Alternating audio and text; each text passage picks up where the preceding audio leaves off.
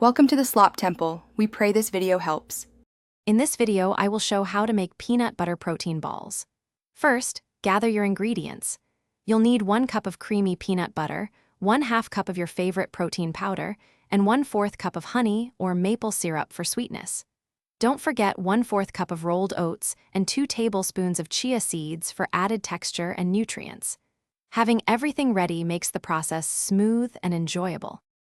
Now let's get mixing. In a large bowl, combine the 1 cup of peanut butter, 1/2 cup of protein powder, and 1/4 cup of honey. Stir these together until they are well incorporated. Next, add the 1/4 cup of rolled oats and 2 tablespoons of chia seeds. Continue mixing until everything is thoroughly combined and you have a thick, uniform dough. This might take a few minutes of good stirring. With your dough ready, it's time to form the protein balls. Take about 1 tablespoon of the mixture for each ball. Gently roll it between your palms until it forms a smooth, round shape. If the mixture is a bit sticky, you can lightly dampen your hands. Once rolled, place each ball onto a parchment-lined baking sheet. Repeat this process until all the mixture is used, yielding about 12 to 15 balls. Finally, for the best texture, refrigerate your protein balls for at least 30 minutes.